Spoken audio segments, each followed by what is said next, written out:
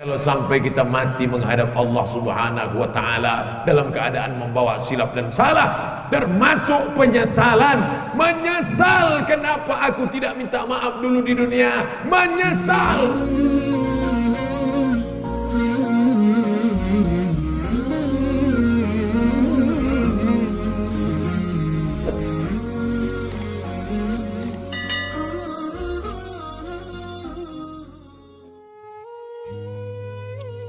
Penyesalan setelah mati.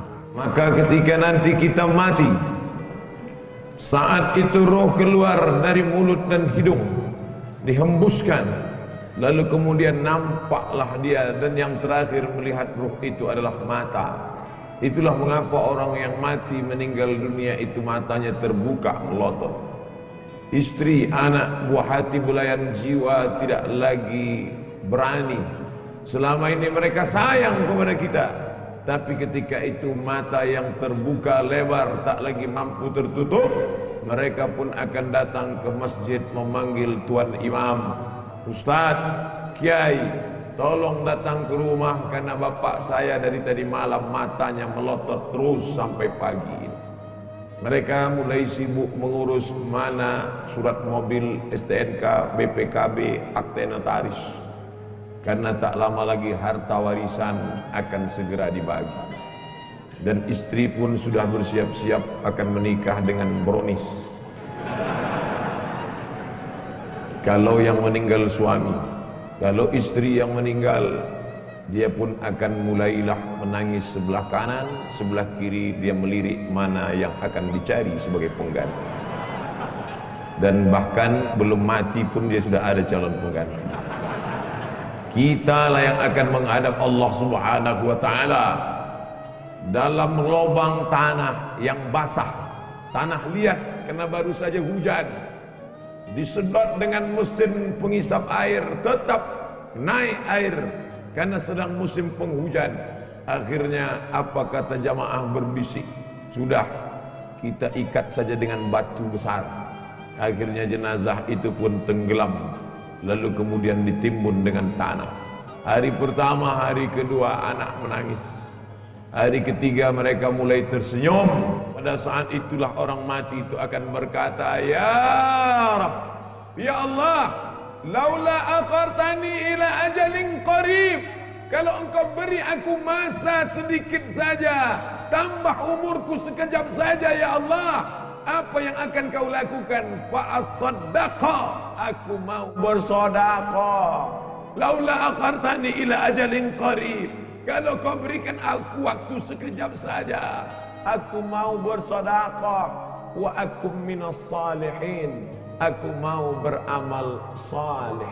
Tidak ada gunanya harta yang banyak, tinggal tanah yang luas, tinggal kebun yang sejauh mata memandang, tinggal. Maka selagi masih ada kesempatan bersedekah, jangan sampai seperti yang dikatakan, laula akhartani ila ajalin qarib, kau tambah umurku, tapi umur tak bisa ditambah. Umur bukan isi ulang. Idza jaa ajaluhum, kalau ajal sudah sampai, la yastakhiruna sa'atan, tidak dapat ditunda walau sesaat, wala yastaqdimun, tidak pula dapat dimajukan walaupun sesaat. Ustaz Abdul Somad tidak pernah mengajak orang ke jalan Allah, karena yang ada di hadapannya ini memang sudah berada di jalan Allah. Tapi di luar sana masih ada yang tidak di jalan Allah. Memang tidak. Kenapa? Mereka di jalan Jenderal Sudirman. Mereka belum di jalan Allah. Mereka masih berkutat dengan narkoba, dengan zina, dengan lem kambing, dengan pacaran, dengan seks bebas, mencari kenikmatan di night club. Ya Allah, jadikan akhir kalam kami saat malaikat maut mencabut nyawa kami, yang keluar dari mulut kami nanti la ilaha illallah. Siapa itu orang yang menyesal? Mereka yang terbaring di rumah sakit, di ruang ICU, suara azan sayup-sayup masuk ke celah-celah jendela. Hayya 'alas shalah, menetes air matanya. Dulu kau berotot tegap, tapi akhirnya kau seperti bunga mekar, layu, kuning, mati. Tidak ada keperkasaan hilang, tak bermakna. Tapi kalau pernah kau bawa kakimu ke masjid solat berjamaah, wa naktubu ma qaddamu wa asarahum, kami tulis langkah-langkah tapak kaki mereka. Setiap langkah, langkah pertama mengangkat derajat, langkah kedua menghapuskan dosa, langkah ketiga menghapus dosa, langkah keempat mengangkat derajat. Alhamdulillah, yang datang di masjid raya tidak hanya orang-orang tua, tapi anak-anak muda hadir. Dari mana Ustaz tahu anak muda? Dari suara takbirnya. Dari mana Ustaz tahu anak muda? Dari semangat mau bersalawannya. Dari mana Ustaz tahu anak muda? Mereka banyak yang berdiri. Orang tua mana sanggup berdiri? Tunjukkan mereka adalah anak-anak muda. Semangat mereka luar biasa. Sab'atun yuzilluhumullah, 7 golongan yang akan mendapatkan naungan Allah. Yauma la zilla illa zilluh, hari itu tidak ada naungan kecuali naungan Allah. Satu di antaranya syabun, anak muda, nasha'a fi ibadatillah, anak muda yang tumbuh dalam beribadah kepada Allah. Mudah-mudahan kalian termasuk dalam satu golongan itu.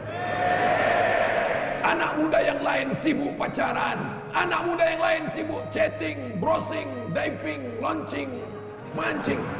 Anak muda yang lain sibuk memikirkan motornya, anak muda yang lain sibuk memikirkan malam minggunya, pacarannya. Tapi kalian malah sibuk memikirkan bagaimana dakwah di masjid ini tetap hidup. Kalianlah pejuang-pejuang, kalianlah tentara-tentara Allah di atas muka bumi. Abdul Somad boleh mati, besok pagi dia akan mati, tapi akan ada 1000 Abdul Somad yang akan menolong agama Allah. Mati tidak bisa diminta, mati tidak bisa direquest. Berapa banyak orang sengaja mengundang ustaz ke rumahnya untuk doa supaya orang tuanya mati.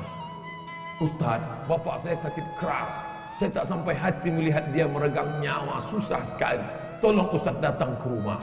Orang menyesal nanti mati ketika hidupnya la yadkhulul jannah, tidak masuk surga. Siapa itu? Qati'ur rahim, orang yang memutus tali silaturahim.